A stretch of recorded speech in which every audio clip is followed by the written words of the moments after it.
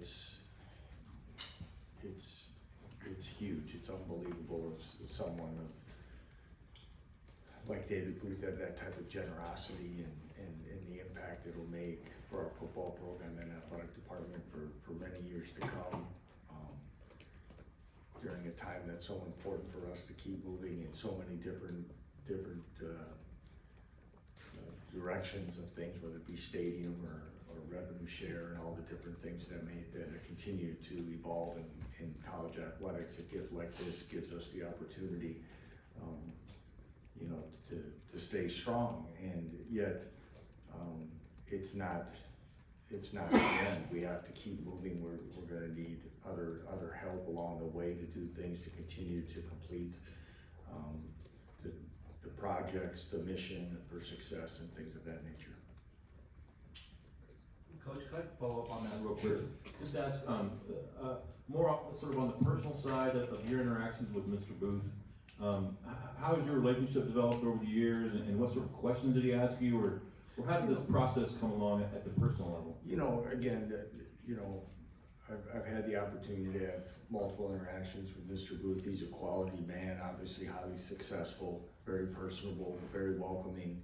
But make no mistake in this, that Travis Goff and Chancellor Gerard were the lead people, along with our development staff, in getting this gift across the line and accomplished. So, kudos to Travis and all the efforts that he made. On my personal level, shortly upon being named head coach here in that May, had a chance to fly to Austin and meet David. He welcomed us into his home, met some other boosters in that first month, and he's always been very welcoming, understanding, appreciative. Obviously our win in Austin was big to him as well as us, that year of progress, and he's always been appreciative of the progress he's seen in the program in our short time here. I'm trying to get my months straight here. Earlier, might have been June or late May, in there we had dinner with Travis and myself and Coach Self. Well, we met and had dinner with some other people from development that were there here in town. Other times to have the opportunity to interact with him has been great. He knows the importance of what athletics does for a university in many different scenarios, as he alluded to in the video, and he's seen the benefit of what a successful college football program means in today's age as well, and for that I can't thank the man enough. Thank you very much. It's the Big 12 announced there'd be player availability reports this season for conference games. Did you support that, or in general, what do you think about it? Yeah, Jordan, I've been kind of, it was trending that direction. Kind of want to see how it plays out. We talked about it in our meetings in late May.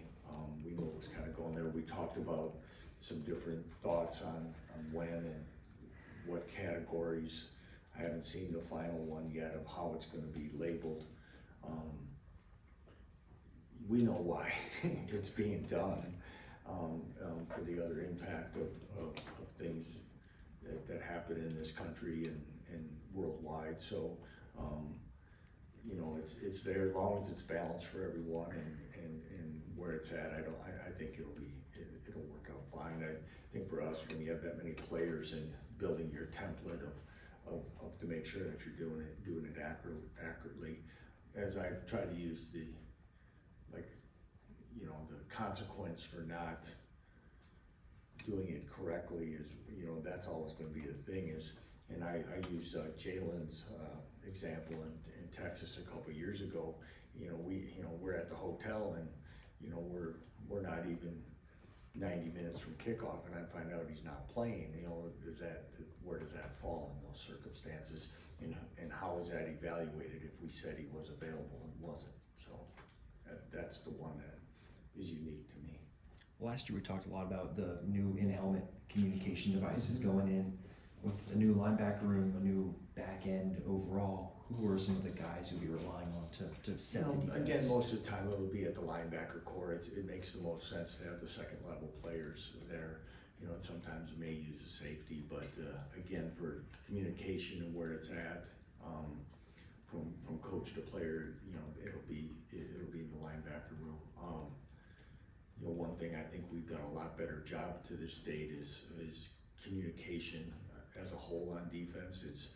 DK's been emphatic on it since day one about communicating better, and I think our guys have. So again, home or away, whatever's happening, communication, echoing calls, understanding calls is also vital.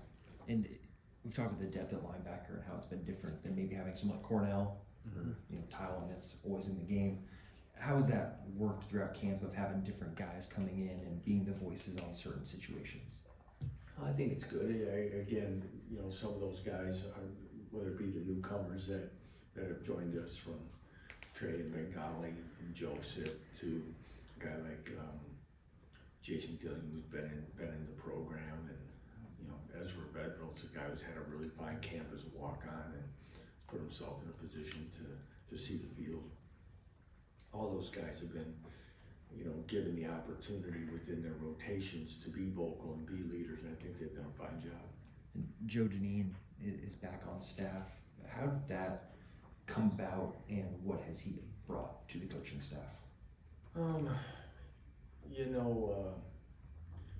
Exactly how it came about when the Purdue staff was let go. There were when we had an opening when Coach Dawson was hired by Scott Frost and rejoined him at UCF, kind of looking at it, knew about Joe, I met Joe before, but really what triggered my interest was a conversation with Brett Bielema a couple years ago, talking about Joe, and he raved about him when he was at Illinois, talking about he's a young assistant, as he has seen, smart, personable, energy, all the things, really good football coach, and as the conversations went on, and for us to have a chance to bring someone like that back to the program, I thought would be beneficial, and I'm really happy to have Joe here and the impact he's made in this time. You've talked about the continued benefits of Jalen getting a chance to kind of practice more with the wide receiver room that's pretty brand new. How's that connection look between them, and how's that continue to grow? I think it's been excellent. JD's had he's had a great game. He's playing really well, and to see his confidence and the timing and connections and some of those things, you kind of look back and whether it be him being limited or players being limited, you kind of see the void that was there, and it kind of makes you kind of look back and appreciate what you have going on right now, and it'll be important to go. But I think he feels really good about his timing and understanding with this group. Sorry, to circle back to the injury reports a little bit, sorry. Was sports gambling something you were referencing is wisely coming up? Is that what I was referencing? You said it, I didn't. I just want to make sure. Was that your question? That's Is that what? Yeah, spot on. Okay. Lance, over the years, has there been an indicator of one thing at this time of year that kind of tells you whether your team's ready or not? And has that been consistent? And if so, how does that one thing look with this group right now? When they're sick of practicing against each other, usually. Yeah. I mean, there's part of that. I think our players have done a good job, and we've been very strong about it. Sometimes in camps, people think that fights and short tempers is a sign that it's ready to go play. I think it's a waste of time and a lack of discipline. So we don't really tolerate it, never have, and I think our guys have been really good about that. Things get separate. I think our practice model really helps us there. But I think you're at a point now with some of the things that you can tell they're getting anxious, and I don't want to say it's getting monotonous in this, but there's a routine, and you have to embrace some of the monotonous things in order to be great at something. You have to do those tasks that kind of require repetition and to embrace that kind of grind to do that. But I think we're getting at that point. I think it showed itself a little bit to me today. I thought we were okay out there today. I thought we looked a little heavy-legged, and that happens at this time of camp. And as things start to taper here next couple of days, as we approach game week, I think we'll have them in a great spot and to be excited for kickoff. What, if you could, just kind of a general overview of what it does look like between now and the start of a true good game? Tomorrow, we got meetings and walkthrough here today. We'll go through our mock game scenario tomorrow with a lot of situations. But we'll go everything through our pregame routine. In fact, you kind of forget, we got coaches who have never coached a game here. And there's new rules, you can use monitors and video at halftime now, where you can set up a place to watch. So from going out, with, I don't know, 50 new, at least scholarship players, let alone others, we got a lot of players that are new in our program on how do we warm up on game day? How do we use half the field? Where do we go? What's the rotation of going out onto the field? So on and so forth. We'll go through all of that. We'll go through a mock game scenario, which isn't any different than probably 99% of the teams in the country will do something similar. We'll practice Saturday morning, and we'll give them Sunday off, and then we approach our game week routine on Monday. So our new student athletes on campus have other things now that the campus is starting to pick up that they're required to go to, so it does kind of cut into our day a little bit, have to modify that, cut some things short. But the school year and the season's right around the corner for sure. Over here, Lance. When it comes to a week 0 game, I know there's some advantages and disadvantages to it. With all the new players that you're alluding to and new staff and coordinators, how much has that changed things you guys have gone across with a week 0 game? And just, do you like the early start to season? I think that's to be determined based on, how the season plays out a little bit, Harold. I just think it's it's exciting to get out there and get going. I think what we're allowed to do now in college football in our summer and our time with the players that have been increased, you get a chance to teach and do things that allow you to hit the ground running. Where you get concerned from my chair is it's one less week really of summer conditioning and weight room time and things like that. So that's the thing. We have 3 open weeks this year, which would be, how does that work on the body, mentally, all those kind of things. But, all in all, you have a chance to be one of the first ones to kick off the season. I think a lot of people across the country are excited about college football, excited to watch college football, watching games in August that count and are not just practice games. I think for a football fan is something that is exciting, and for us to have a window on national television to expose our program, our stadium, and everything like that is something that we should be extremely excited about and embrace. Another question I got, just because it's been in the national news a lot lately with everybody and all the headlines. You have to kind of re-emphasize to your players about just social media and checking all your other accounts and everything, going back, and what's your staff do to make sure that to tell the guys like, hey, these things can really get you in trouble, and you feel like you have to re-emphasize that every single year with this new crop. We hit it. Yeah, we hit it every year on opening day about different things and about really trying to disengage sometimes in the social media because it can be so distracting. It can get to you in those things. Things can turn on you fast and all that, but of course we try to re-emphasize in every facet that we're making good decisions off the field that don't embarrass the young man, the team, the university, or their families. So we try to. It's tough out there, and with everything else that's kind of changing in technology, what's real and what's not for people is going to be very, very interesting to come. But you hope and pray that our guys stay safe in that scope. Okay, cool. What for you so far has been a pivotal moment at Kansas that you want to bring into the new stadium? Pivotal moment for myself. I've never had one like that asked. That's a good question. Probably to the fact that this program is now relevant and the excitement that we can be a football program that this university and fan base can get behind.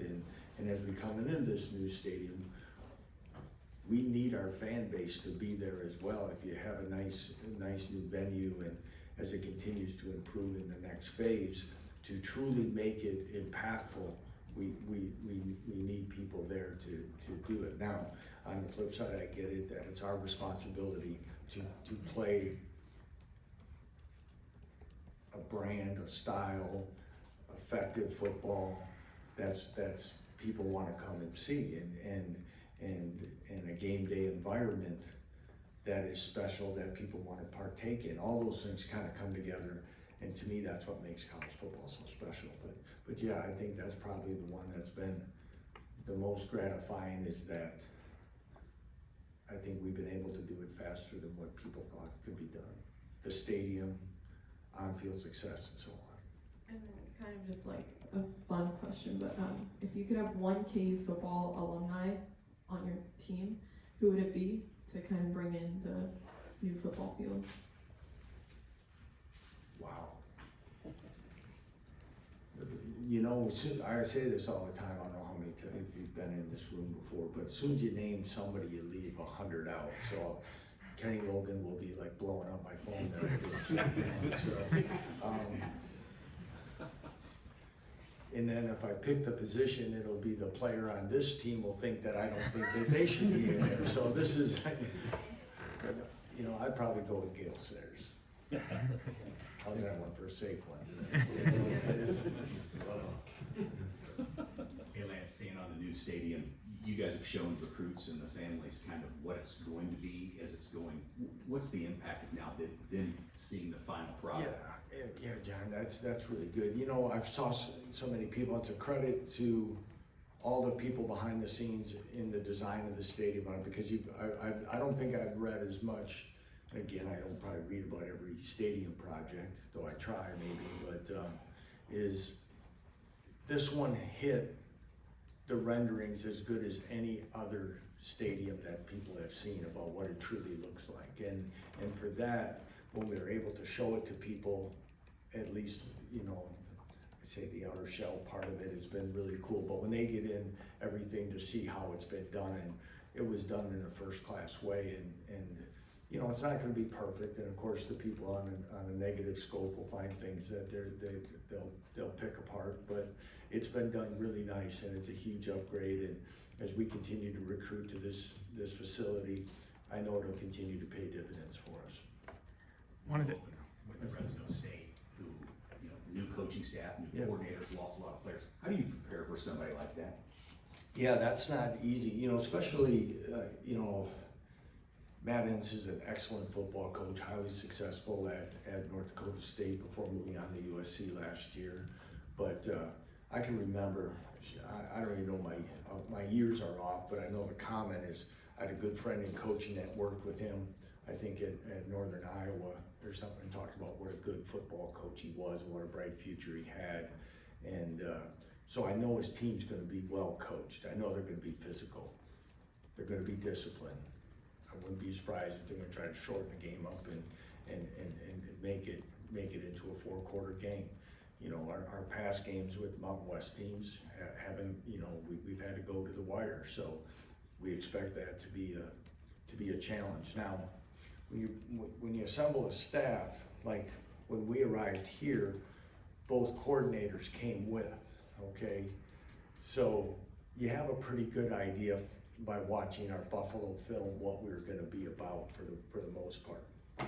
But when you've been coaching at North Dakota State, then you go to USC, and then you bring coordinators from Northern Illinois and other places, and all of a sudden you're trying to put it all together. It makes it, we watch a lot of different film and to try to get an idea of what their identity will be. And of course, they've added new parts to their team as well. The transfer quarterback is now gonna start, who started at 2 other programs. So that makes all of it very unique, and don't want to use the word unsettling, but I guess I will, is that you gotta try to get a feel for what it's about in that first quarter, first half, for sure. And last question for me, what are your thoughts on the offensive line as training camp wraps up? You know, again, I don't think we're quite ready to announce the starters. I think Enrique, Cruz, and Nolan will alternate at the right tackle spot as it continues to battle. You know, Amir Herring and Tabaka are continually batting at the left guard. We're healthy at the other spots. I think Kelvin Clements is at an excellent camp. Bryce Foster's back and going full speed. Kobe Baines has had another solid camp as well. So feel good about where it's going that way. I like the depth that we'll have there as well at some other spots between Tyler Mercer, Jack Tanner, James Livingston. I think, for lack of a better way of saying it, 1 through 10, when you go into your 2 deep of offensive line, will be as close together as it's been as far as gaps at positions than ever before since we've been here.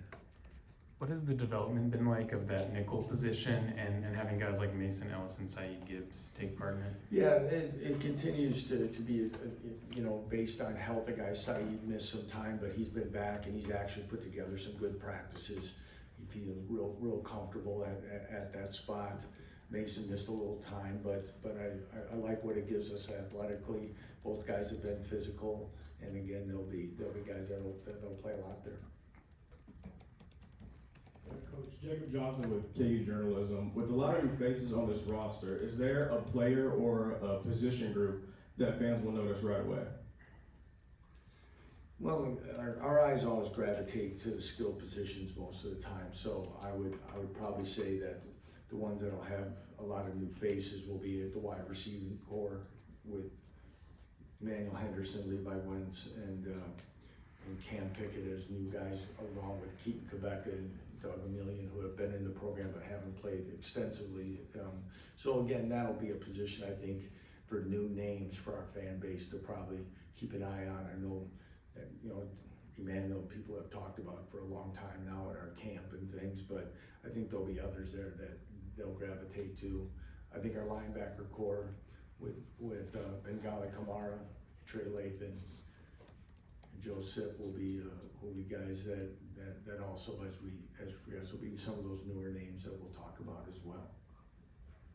Defensive end, Justice Finkley, and Leroy Harris will be 2 names, and Alex Bray's a guy that probably haven't talked enough about, the transfer from Illinois. He's a hard worker. He's a really hard worker, and he's going to play meaningful snaps for us as well. It's a logistical question, just with Jim and DK taking over their new roles, do you know if they're gonna be up in the box, down the field? Jim will be up, DK will be down. That's what it will start this year right now. And some of that is, just to kind of expound on it, Jordan, for you, is with the use of tablets, it's not, to me, I was always strong about both coordinators being upstairs for different reasons, for what they could see, what they could do. But with the amount of analysts that are working in your program, or assistant position coaches, whatever we're gonna gravitate to call them, and the ability for video to be accessible on the sideline, you can address things with right on the field as well. There'd be times back in the old days where you come in and watch film on Sunday and you go, I didn't know they were doing that, and nobody could see it, and based on when you had smaller staffs or whatever. Now we have resources and people that we can put in different areas and still get what we want. At this point in camp, what's the health of the roster like? Okay, I guess. Trending towards a decent. Dean Miller hasn't practiced much in the last couple weeks. That'll be a big question mark going into it. I don't know. I haven't asked when I have to fill out my first official injury report. So, he'll be. Gage Keys hasn't practiced much. Bryson Canty hasn't practiced much. Other guys have been. Blake Harrell hasn't practiced much. What am I missing in there? you know, to me, it's, the list, the list gets really long in the middle of camp, and then like some days now, it shortens up. I told Trent Carter, he's kind of like the, you know, game week's kind of like Southwest Airlines, you know, where everybody needs a wheelchair to get on, but and when they get off the plane, they don't need them anymore. It's like Trent, like everybody can't practice at this time, then we hit game week, and miraculously, guys, he must have some healing powers or something. But we get healthier as it gets closer to game week, and but no, we are. In all seriousness, our training staff and doctors do a great job. We do a great job here with the strength staff as well of monitoring guys and keeping them at a level that when they do return to play, that they're able to come in conditioning wise and slide back into the rotation. With you guys having to go into the portal for so many guys, how important was it, the strong close that you had the last season, that you were able to basically have that to, I don't want to say to sell to guys, but it was maybe a different impression than what it would have been if you guys had continued to struggle? I'm sure it helped. I would be naive to think it didn't, about the direction of that we were still a good football team last year, and I think it hopefully helped solidify when somebody was looking for opportunity, culture-wise, locker room-wise, how things are, that we stuck together. I would think that helped, but you know, we have to be honest, in this day and age, when guys are looking, there's more reasons than just what some of that. They're looking at their opportunity to get on the field, because they're usually leaving because playing time or money, and those are going to be the two biggest things. So as we adapt to this new world, try to keep that in mind. But as we're evaluating on our side, we're looking to see if it's going to fit into our culture the best way we can to get the best fit for the needs that we have. When we talked to Jaleel Hurley, one of the things that he had mentioned was he helped with Emmanuel Henderson, basically saying, hey, take a look at Kansas. This is a great place. How often does that happen? And I guess how much does that mean that a guy who hadn't even really been in your program that long was such a salesman for you guys? Jaleel's an interesting personality, isn't he? He's got a little bounce to him. You know, he's been a great addition personality-wise to this program. Extremely athletic. He's got tons of potential. But to have someone like that when there's a player from the same school that's looking for a new home as well, obviously, yeah, that helps, because I still think as we battle in recruiting, you know, we've got to fight to make lists yet, and there's a lot of things that happen to get somebody's attention to come take a look. On the good side of that is, if we can get someone here, they're always pleasantly surprised about the campus, the city, the program resources, the distance from Kansas City. When they make the drive, there's not a lot of, well, I thought this would be, it usually is, oh, I thought it'd be a lot further out. I thought it would be like this. So when we have a chance to get them here, I think they kind of see, you know, that there's something special here that's on the horizon, and I think that's what also has allowed us to retain the roster the way we have. Time for one more. Coach, you had an exceptional senior class last year. How's the transition of leadership look like between the guys on the team from last year to this year? That's an excellent question, because there were some challenging times, because we've tried to you nudge and encourage guys to step up into more leadership. And when we talk about as many new players have come in, there's guys that have leadership capabilities, but they just arrived, and finding their groove of how we do things, but also at the same time earning the respect of the guys in the locker room is a balancing act. But guys like Justice Finkley, Lyric Rawls, those guys that on the defensive side have really kind of moved into leadership roles and respect on this football team faster than what I anticipated. And of course, you know, Deshaun Haneca, who's a guy who's, you know, battled injury, but his maturity and experiences just in college has been a great impact on our program and how he goes about it. You know, Bryce Foster, you know, Daniel Highshaw has really worked hard on becoming a leader and doing things in a way that others will follow, and really proud of him. And of course, Jalen's been there for a long time, and we've talked about it before, but even though he doesn't start, Cole Ballard is one of our better leaders as well. All right, thanks everyone. Thank you, everyone.